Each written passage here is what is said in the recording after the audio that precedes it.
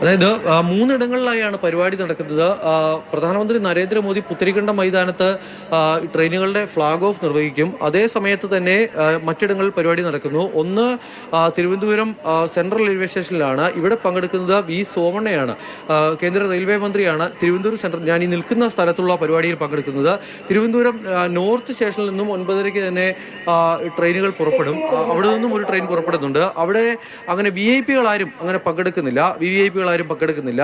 ഇതേ സമയം തന്നെ തൃശ്ശൂരിൽ ഒരു പരിപാടി നടക്കുന്നുണ്ട്. അവിടെ മുഖ്യാതിഥിയായി പങ്കെടുക്കുന്നത് കേന്ദ്രമന്ത്രിയായിട്ടുള്ള സുരേഷ് ഗോപിയാണ്.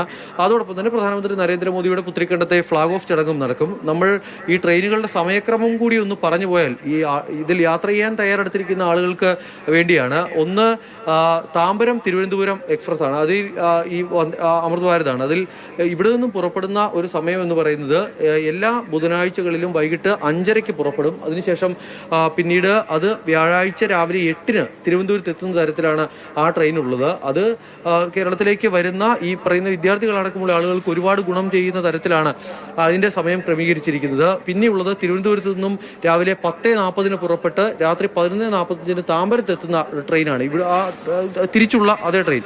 അങ്ങനെയാണ് അതിന്റെ സമയം ക്രമീകരിച്ചിരിക്കുന്നത്. അതോടൊപ്പം തന്നെ ഹൈദരാബാദ് അടക്കമുള്ള മേഖലകളിലെ മലയാളികൾക്ക് വലിയ ഉപകാരപ്രദമായി മാറുന്ന ഒരു സമയക്രമവുമായി മറ്റൊരു ട്രെയിൻ കൂടിയുണ്ട്. അത് ഹൈദരാബാദിൽ നിന്നും ചൊവ്വാഴ്ച രാവിലെ 7:15 പുറപ്പെടുന്നത്. ബുധനാഴ്ച ഉച്ചയ്ക്ക് 2:45. അധികം സമയമൊന്നും എടുക്കില്ല, വേഗത്തിൽ തന്നെ എത്തിച്ചേരും. അങ്ങനെ തിരുവനന്തപുരത്ത് എത്തുന്ന ഒരു ട്രെയിനാണ് പിന്നീടുള്ളത്. ഇനി അതിൻ്റെ തിരിച്ചുള്ള ട്രെയിനാണെങ്കിൽ, ഇവിടെ നിന്നും മടങ്ങാനുള്ള ട്രെയിനാണെങ്കിൽ അത് 5:30 പുറപ്പെട്ട് വ്യാഴാഴ്ച 11:30 ഹൈദരാബാദിൽ എത്തിച്ചേരുന്ന തരത്തിലാണ് അതിൻ്റെ സമയം ക്രമീകരിച്ചിരിക്കുന്നത്.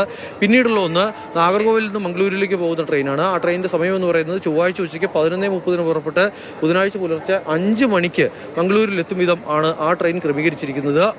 തിരിച്ചുള്ള ട്രെയിനിൻ്റെ കാര്യമാണെങ്കിൽ നാഗർകോവിലിൽ നിന്ന് മംഗളൂരു ബുധനാഴ്ച രാവിലെ 8 പുറപ്പെട്ട് രാത്രി 10:05 നാഗർകോവിൽ എത്തുന്ന തരത്തിലാണ് അതിന്റെ സമയം ക്രമീകരിച്ചിരിക്കുന്നത്. അങ്ങനെ നമുക്ക് വലിയ സഹായകരമാകുന്ന തരത്തിലാണ് അതിന്റെ സമയക്രമീകരണം അടക്കമുള്ള കാര്യങ്ങൾ ഉള്ളത്.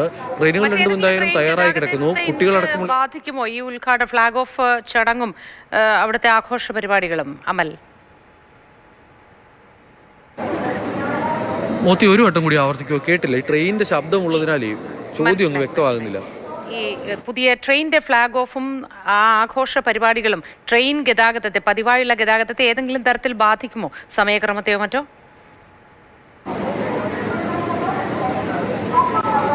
നിലവിലെന്തായാലും മറ്റ് ട്രെയിനുകൾക്ക് ബുദ്ധിമുട്ടുണ്ടാകാത്ത വിധത്തിലാണ് ഈ ക്രമീകരണങ്ങളെല്ലാം നടത്തിയിട്ടുള്ളത് എന്നുള്ളതാണ് റെയിൽവേ അറിയിക്കുന്നത്. പ്രത്യേകിച്ചും കൊച്ചുവേളിയിൽ നിന്നും ഇപ്പോൾ നമുക്ക് പ്രധാനപ്പെട്ടതായി തന്നെ മാറിയിരിക്കുന്ന, നേരത്തെയും പ്രവർത്തിച്ചിരുന്നതാണ് എങ്കിലും ഈ പറയുന്ന നേമം റെയിൽവേ സ്റ്റേഷൻ അതിപ്പോൾ സൗത്തും നോർത്തും ഒക്കെ ആയി മാറി. കൊച്ചുവേളിയും അതോടൊപ്പം തന്നെ സെൻട്രലും ഒക്കെ ഒരേ പ്രാധാന്യത്തിൽ തന്നെ പ്രവർത്തിക്കുന്ന തരത്തിലേക്ക് മാറിയിട്ടുള്ളതിനാൽ മറ്റ് റെയിൽവേ സ്റ്റേഷനുകളിൽ നിന്നും, കൊച്ചുവേളിയിൽ നിന്നും അതോടൊപ്പം തന്നെ നേമത്തു നിന്നുമൊക്കെ ട്രെയിനുകൾ പുറപ്പെടാൻ പരുവത്തിനുള്ള ക്രമീകരണങ്ങളൊക്കെ ഒരുക്കിയിട്ടുണ്ട്. അതിനാൽ കാര്യമായ ബുദ്ധിമുട്ടുകൾ, അത്തരം വിഷയങ്ങൾ ഉണ്ടാകില്ല എന്നുള്ളതാണ് നിലവിൽ മനസ്സിലാക്കുന്നത്.